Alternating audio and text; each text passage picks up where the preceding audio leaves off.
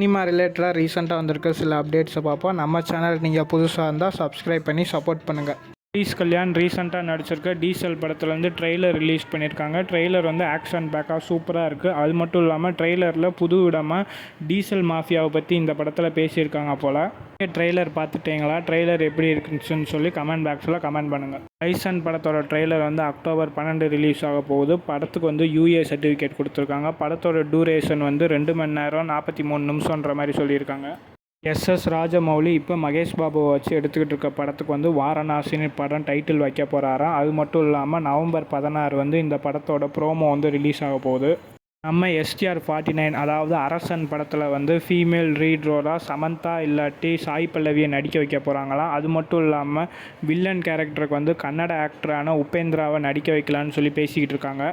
கார்த்தி இப்போ நடிச்சுக்கிட்டு இருக்க வாத்தியார் படம் வந்து டிசம்பர் 5 ரிலீஸ் ஆக போகுது. கவினும் நயன்தாராவும் சேர்ந்து நடிக்கிற படத்துக்கு வந்து ஹாயின்னு படம் டைட்டில் வச்சுருக்காங்க. நம்ம சேனலுக்கு நீங்கள் புதுசாக இருந்தால் சப்ஸ்கிரைப் பண்ணி சப்போர்ட் பண்ணுங்கள். தேங்க்ஸ் ஃபார் வாட்சிங். இங்கே தானே வச்சேன். எங்கே இதை தானே பார்த்துடுற?